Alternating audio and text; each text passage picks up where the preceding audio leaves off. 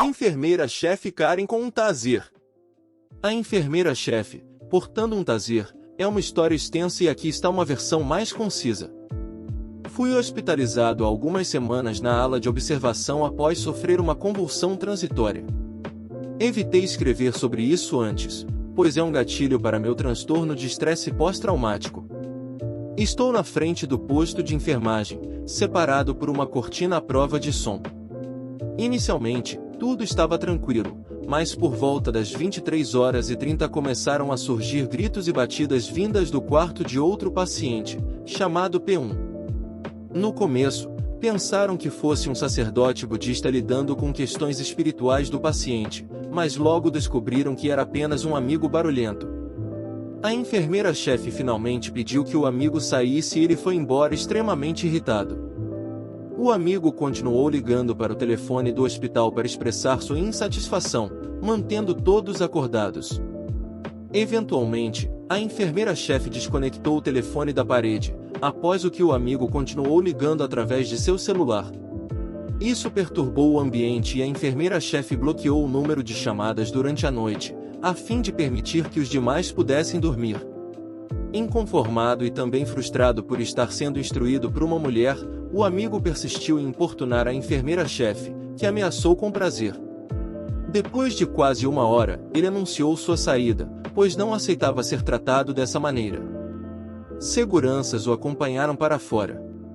A enfermeira-chefe estava bastante orgulhosa de si mesma e compartilhou sua história com entusiasmo, repetindo-a em alto volume para todos ouvirem. Durante esse período, as ligações continuaram inundando o posto de enfermagem, dificultando nosso sono. O paciente 2, de 70 anos, não suportando mais ser ignorado, dirigiu-se ao posto de enfermagem para repreendê-la severamente, lembrando-a de que estamos em um hospital e ela é uma enfermeira. A enfermeira-chefe não reagiu bem a isso e alegou que ele estava interrompendo sua história. Ela começou a gritar com ele para que ele retornasse à cama, como se fosse uma criança. Quando chegaram ao quarto e P2 foi se deitar, ela começou a ajustar a cama e trancar os trilhos, essencialmente tentando controlá-lo. Agora, ela está se sentindo muito satisfeita consigo mesma. O ambiente está mais calmo, e ela grita do posto de enfermagem: "Boa noite, bons sonhos", rindo. Agora, ela tem outra história para compartilhar conosco, vangloriando-se de como controlava a situação. P2 retorna ao posto de enfermagem, furioso, cansado e não se sentindo bem, mas ele não está tentando fazer tumulto. Ele estava simplesmente tentando nos dar sua perspectiva. Infelizmente, neste momento, HN não se preocupa com os pacientes. Ela está mais preocupada em estar no controle.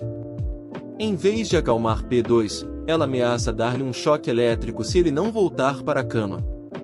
P2 ainda está tentando expressar seu ponto de vista quando de repente ouvimos ruídos enquanto ele bate nas portas de vidro. Ele bate 3 vezes, não apenas 1 ou 2, mas sim 3 vezes.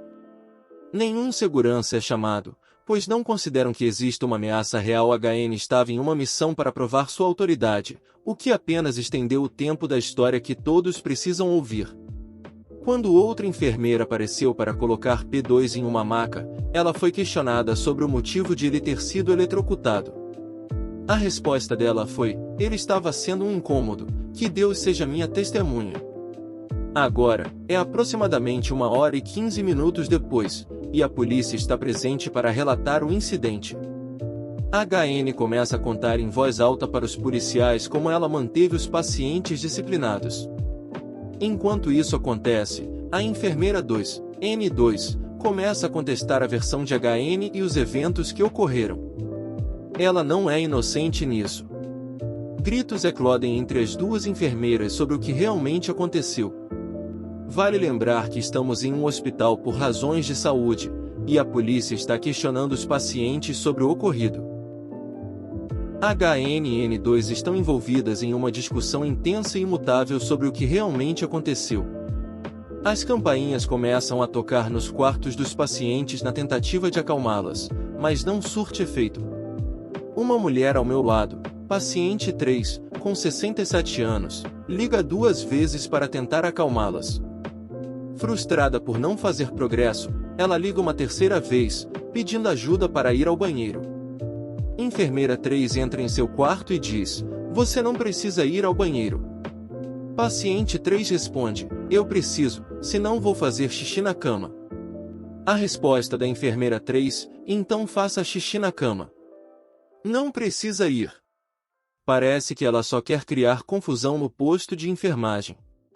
Paciente 3 tenta ir ao banheiro sozinha, mas a enfermeira 3 ameaça dar-lhe um choque elétrico caso ela saia da sala. Paciente 3 vai ao banheiro contra a orientação médica, e a enfermeira 3 repete sua ameaça.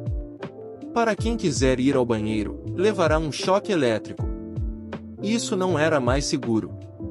Paciente 4, com 80 anos e cardiopatia, uma senhora italiana, queria ir embora.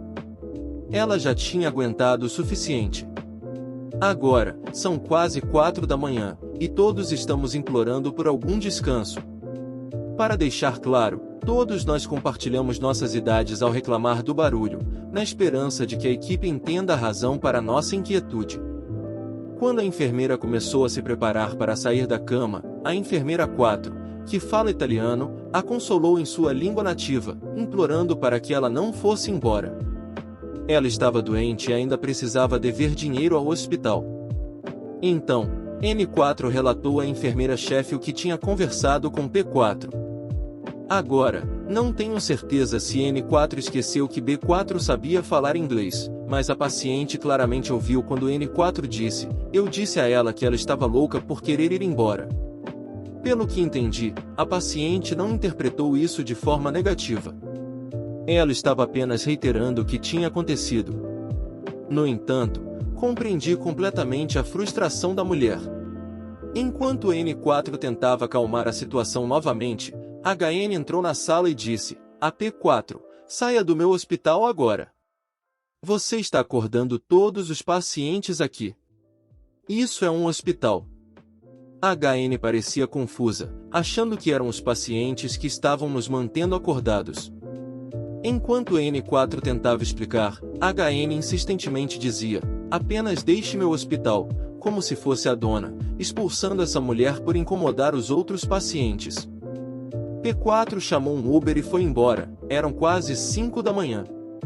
Tudo estava tranquilo até que N4 pediu à enfermeira-chefe para assinar seu relatório de incidente, explicando por que a paciente 4 tinha ido embora. Lembre-se, foi uma noite longa para todos nós, com gritos e problemas a noite toda.